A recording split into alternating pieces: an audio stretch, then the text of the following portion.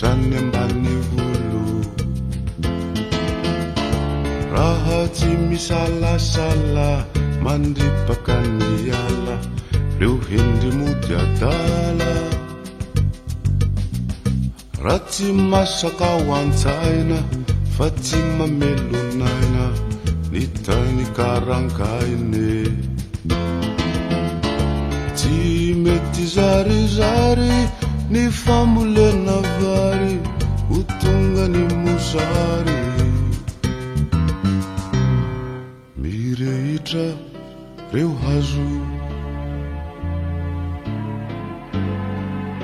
manakatra ilanitra manomboka malazo reo voninkazo manitra afo mitoalatoala mandrakotra iala tsy lavetivete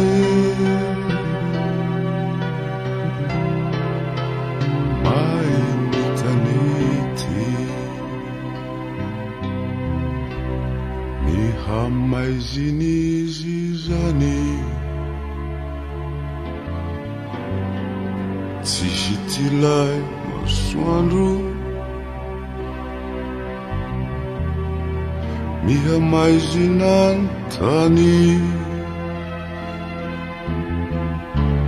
miovaova ny toetrandro miarindrotrany vary tsy salama tsy marary manano tanona sady nyampitsona fiady fa ny masaka ho an-tsainy ny volano ilainy ny ankotry zay ty hainy ao de ao ny lalana mifehy ny tanàna ka tsy azona vialana aondrany avoko sokatra sy vatoso zay misy tombotsoe dia lazay ny fakirizy nefa ny azy ny valizy efa tsy omby ireo devizy eny ary tompoko lasy tompoko vavy manaraka izany asaina ireo vahiny manakaja sy manamboninahitra rehetra izay nasaina mba androso hiakatra ety amin'ny sehatra ety miala tsy indrindra mpanajana tompoko eny ary tompoko lasy tompoko vavy anomboka ny fotoana isika amin'ny fanandratana ny fanevam-pirenena izay ho tarihan'ny tompon'andraikitra amin'izany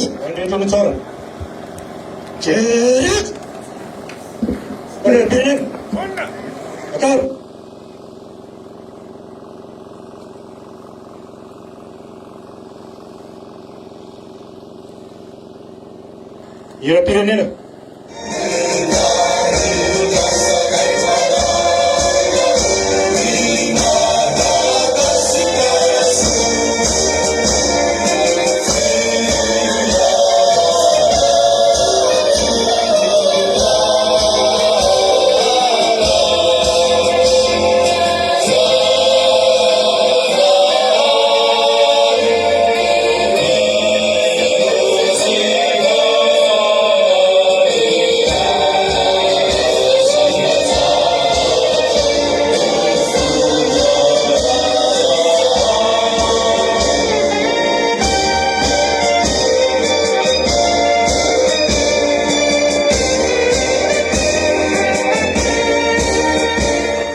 sy tompoko vavy isany tonga amin'ny fotoana ny fanomezana isika amin'ity tontolo andro ity ka manolotra ny arahaba ho antsika rehetra tsy hakanavaka tonga soa eto amin'ity toerana ity zay anatanterantsika ny fambolekazo zay journée de reboisement Analamanga 2023 zay karakarain'ny projet Diabe anatin'ny programme Afafi Centre.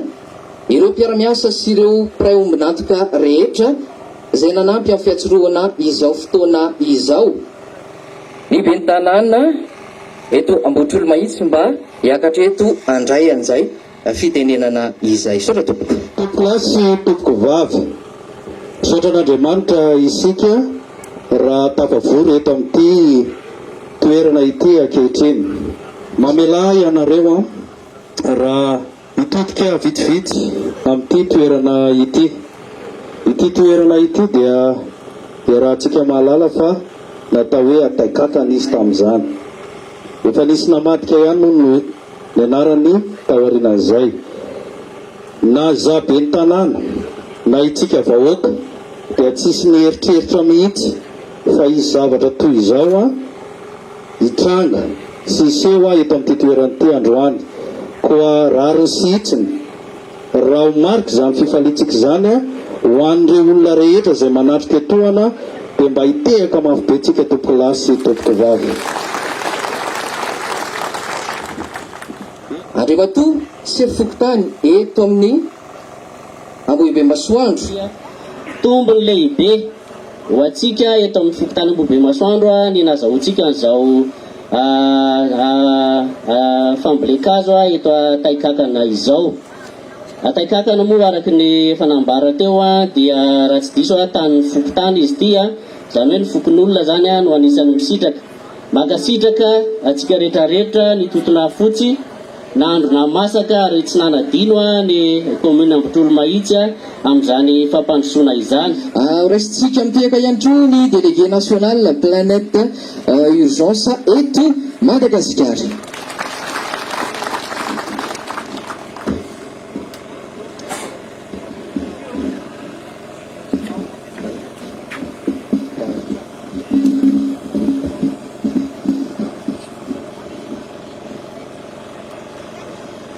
Merci de m'avoir donné la parole. À Madame la directeure du cabinet de ministre de l'économie et des finances, à Monsieur le directeur général de la gouvernance environnementale, à Monsieur le directeur des infrastructures et du développement de la région Analamanga, à Monsieur le chef district de Manzakanjin, à Monsieur le directeur du BACE, à Monsieur le chargé de programme de la délégation de l'Union européenne à Madagascar, à Monsieur les maires du district de Manzakanjin ici présents, aux représentants de l'État du district de Manzakanjin, au chef Fokotany d'Ambohibe Masoandro, aux villageois et à tous les participants ici présents. Chers tous, c'est un grand plaisir d'être avec vous ce 17 février 2023 pour célébrer le lancement de campagne de reboisement pour la région Analamanga dans la commune d'Ambohitrolo Mahitsy dans le district de Manzakanjin. Cette journée témoignera de notre contribution aux efforts de reboisement et aux efforts de structuration de la filière bois-énergie au niveau régional dans le cadre du projet Développement intégré et aménagement de la filière bois-énergie. Pour rappel, ce projet, qui s'appelle aussi Diabe, est soutenu par l'Union européenne et mis en œuvre en collaboration avec le CIRAD et les ONG AIM et Partage dans le cadre du programme Afafi Centre. Au-delà de ces actions de reboisement, dont l'objectif cible au global 4650 hectares de zones à reboiser dans le cadre du projet, nous intervenons aussi dans l'appui aux pépiniéristes, aux reboiseurs, dans la formation des charbonniers aux techniques améliorées de carbonisation ou les techniques qu'on appelle TAC. On appuie aussi les ateliers de production de foyers économes à charbon, les foyers améliorés, ou Fatanamitit. On travaille aussi sur la mise en place de plateformes bois énergie dans toutes les communes d'intervention et dans toutes nos communes cibles qui sont espacées dans les 3 régions, Analamang, Alaochmangour et Itas. Pour revenir à cette journée, je ne vais pas parler bien plus longtemps. L'important c'est de replanter Donc je félicite tous les participants, je félicite l'équipe qui a organisé, qui a fait la logistique pour cet événement. C'est vraiment très très bien, très très important. Et je remercie tous les participants, bien sûr, pour cette contribution aux efforts de reboisement. Merci de votre attention. Bonne journée à tous.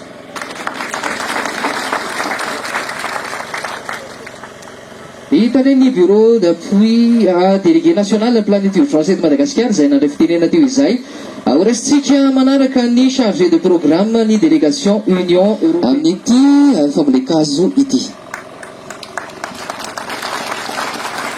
Merci. Madame la directeur du cabinet du ministère de l'économie et des finances, Monsieur le directeur général de la gouvernance environnementale du ministère de l'environnement et du développement durable, Monsieur le directeur du l'ACE, Monsieur le directeur des infrastructures et du développement de la région allemande, Monsieur le maire de Manjakarinj, Monsieur le chef de district de Manjakandrin, chers partenaires de mise en œuvre et chers collègues, mesdames et messieurs, bonjour. C'est pour moi un vrai plaisir d'être présent aujourd'hui avec vous pour participer à cette journée de reboisement. L'importance de cette initiative est évidente pour tous, y inclus pour l'Union européenne. Et la présence massive de mes collègues de la délégation de l'Union européenne en est la preuve. Plus de 90% des ménages malgaches, presque 100% pour la région de l'Allemagne, utilisent pour cuisson des aliments du bois énergie provenant de l'exploitation des plantations forestières et des forêts naturelles. Au vu de ce constat et des tensions grandissantes sur le marché du charbon et des bois et du bois de feu, en parallèle au très fort accroissement démographique de la capitale, l'Union européenne a financé entre 2015 et 2019 différents projets. Ceux-ci ont permis de mettre en place dans l'Allemagne et l'Italie 10 000 hectares de nouvelles plantations forestières à vocation énergétique. Vous le savez, principalement eucalyptus et acacie. Étant donné que cette action a produit des résultats encourageants, l'Union européenne a décidé de la poursuivre avec le programme AFAFICENTRE. Vous l'avez entendu avant. Et en particulier avec le projet Diabé, mis en œuvre par nos partenaires de Planète Urgence. Ce programme d'environ 16 milliards d'arriérés financés par l'Union européenne témoigne de notre permanence et de notre engagement au profit du secteur du développement rural. On a déjà parlé de cette initiative qui terminera en 2025 et qui a pour objectif général de contribuer à l'amélioration de la filière bois-énergie ainsi qu'à la prévention de l'environnement naturel dans les zones périurbaines d'Antananarivo. On a déjà dit que, en fait, elle vise à installer 4600 hectares de nouveaux reboisements. Et ce que je trouve encore plus important, c'est que cela permettra d'éviter une déforestation de formation naturelle estimée à 6500 hectares. Vous savez déjà que l'objectif est aussi de former à peu près 8000 charbonniers, de produire 121 000 tonnes de charbon vert. Et j'ajoute qu'à travers ce volet, la déforestation évitée est estimée à plus de 16 500 hectares. Donc, à mon avis, cet engagement n'a rien perdu de sa pertinence initiale dans le contexte socio-économique actuel malgache, et l'Union européenne juge cet engagement prioritaire. Pour preuve, elle vient de le renouveler dans sa nouvelle programmation 2021-2027. Et en fait, comme vous déjà le savez, il y aura une deuxième phase de la FAFICENTRE, qui inclut aussi une deuxième phase du projet Diabé, axé bien sûr sur un développement rural durable, respectueux de l'environnement et inclusif. Je nous souhaite une journée riche et constructive et je voudrais pour finir remercier l'ensemble des parties prenantes engagées dans le succès de cette initiative. Je vous remercie pour votre attention.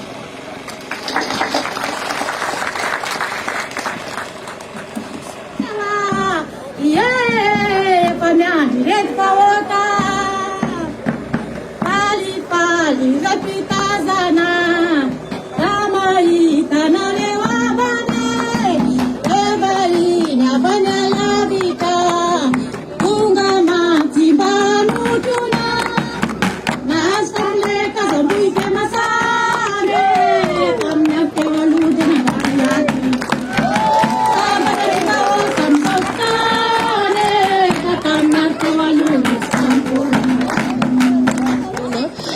raisintsika amin'ny tehaka ny talen'ny bureau d'appui à la coopération extérieure zay andray fitenenana manaraka eto.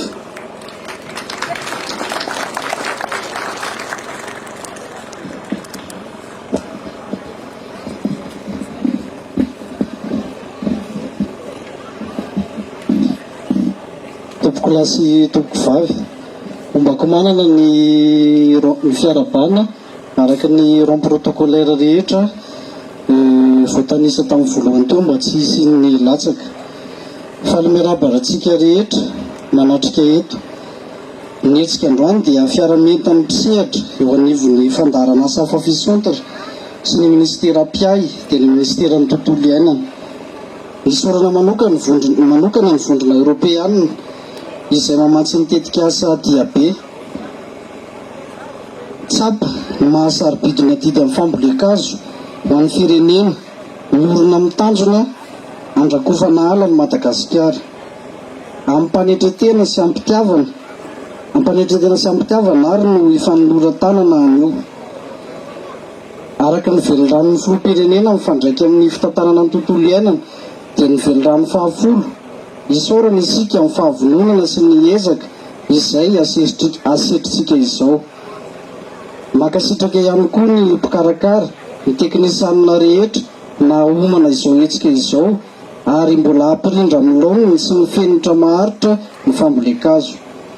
Mino izay fa izao fiarameta nasehontsika izao dia anandanja tokoa na ho an'ny fampivoarana na ho an'ny taranaka faramandimby. Mirary tontolo andro mahafinaritra ho antsika tompoko, misaotra indrindra. Makasitraka anao tompoko mitondra an'izay anjara fitenenana izay. Mitondra ny fialantsiny avy amin'ny ramatoa minisitry ny tontolo iainana sy ny fandrosoana lovainjafy izay naniry araka amintsika eto kanefa voatana noho ny andraikitra maro samihafa ary nandefa ny tenanay isolo tena azy eto amin'izao fambolekazo zao. Fifaliana no iarabanantsika rehetra vahoaka eto amin'ny fokotanin'Ambohibe Masoandro commune Ambohitrinomahitsy ary ho antsika rehetra vahiny izay tonga eto iaraka anatanteraka an'izao Adidimasina amin'ny tanindrazana izao. Ny fambolekazo no ataontsika eto ary tamin'ity taona ity dia ny lohahevitra izay napetraka teto amin'ny firenena dia ny hoe izay mamboly azo mamelona aina ary izay mamboly azo mamelona ny Madagasikara. Andray anjara amin'izany famelomana aina sy famelomana ny Madagasikara zany tsika androany ka dia irariana mba samy azoto mamelanareo isotra ny mpiara-miombona antoka amintsika namana mpiara-miasa. Chers collègues de l'Union européenne et de la planète Urgence, nous tenons ici à vous remercier pour votre soutien indéfectible et pour votre présence à Madagascar sur le secteur environnement. Nous sommes vraiment reconnaissants de votre appui et de votre soutien tant au plan stratégique qu'opérationnel et nous vous remercions et nous souhaitons que cette collaboration continuera et aura un fruit et sera fructueux. Encore une fois, merci à vous, les partenaires techniques et financiers. Merci beaucoup. Inari tuklas tukvavia ambulias ny aliatsika eto dia fifaliana ny mahitatsika rehetra vonina amin'izany fa dia makasitraka makatelina tamin'ny fianona naharitra hatramin'ny farany makasitraka indrindra tompokla makatelina tompokovavy. Ny ity fambolekazo ity izay ho tanterahan'ny talen'ny kabinetran'ny ministeran'ny toe-karena sy ny fitantanam-bola izay asaina ampanajana andray an'izay fitenena izay sy hanokatra fomba ofisialy ity fambolekazo ity izay raha sika mitehaka mabe tompoko. Mbako manana ny arifenitra efa nolazainy namako rehetra teo aloha mbako manana koa izany ny fiarabana tratry ny taona nataonry zareo teo aloha dia tsy hamerina an'izay intsony angamba ny tenako. Mbako manana ihany koa ny fisaorana an'Andriamanitra nanomezana antsika ny fotoana androany izay efa nolazainy namako teo aloha ary mbola mbako manana koa izany fanantanana natao mikasika ny velorano fahafolo izay ao anatin'ny programany Andriamatoa filoham-pirenena Andrinirina Rajoelina mikasika ny fikojakojana ny environnement. Tompoko lasy tompoko vavy, voninahitra lehibe ho any tonga eto miaraka aminareo mamotrana zao fotoana zao. Raha ny tokony izy dia tokony ny ministra ny toe-karena sy ny fitantanam-bola no tonga eto fa nampitondra fialan-tsiny izy noho ny andraikitra izay mitana azy amin'izao fotoana zao ko ny tenako no nasainy misolo tena manome voninahitra anareo tonga eto. Raha ny eny ny kabary nataony namako teo aloha ny tenako dia efa betsaka ny fananentanana nataony mba hikajitsika ny tontolo iainany satria amin'izao fotoana zao ny fiovaovan'ny toetrandro dia noho tsy fikajitsika zanak'olombelona ny tontolo iainana ihany. Noho izany efa betsaka ny fanentanana nataony fa roa manarak'izay koa dia mbola manatitranitra amin'izay fanentanana izay ny tenako mba hahafahantsika tsirairay mikojakoja an'ireo zava-maniry, ny biby mba tsy hanimpotsika zany ary ezakitsika ambolo azy isa-taona mba ho an'ny taranaka any aoriana. Fa roa manarak'izay dia misaotra antsika rehetrarehetra ny tenako izay manatrika eto fa zavatra mahafinaritra zany no mahita antsika mponina tonga eto vonona zany rehefa natao ny fanentanana nataony ety olona miara-miasa aminareo ety mba hikajy ny tontolo iainana ary ambolo azy tsika androany.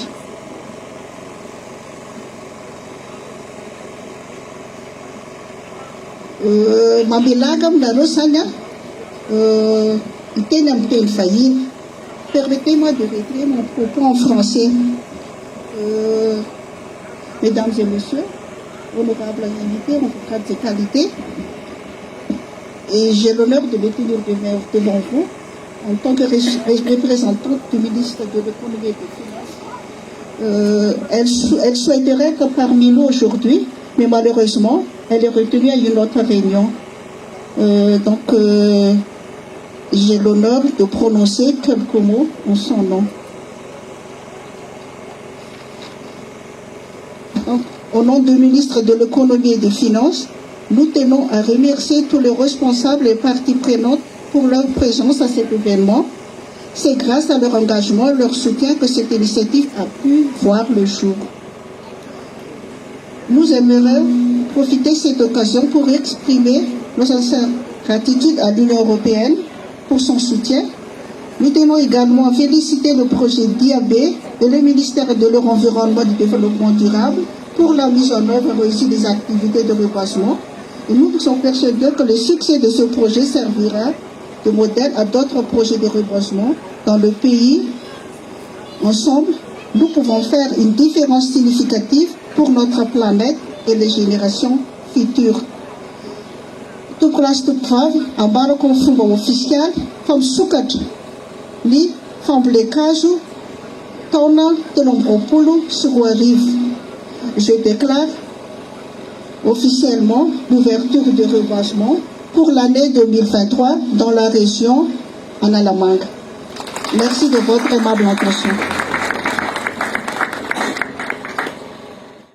Avy eo ihany koa misy ny fialana miala etaeta ery amin'ny akavanana ery ho antsika rehetra rehefa vita izay fambolekazo izay milohan'ny anasana tanana zany efa misy bidon ihany koa ireny misy lave-main ireny na fanasana tanana eny rehetrarehetra eny zany azontsika ampiasaina avokoa.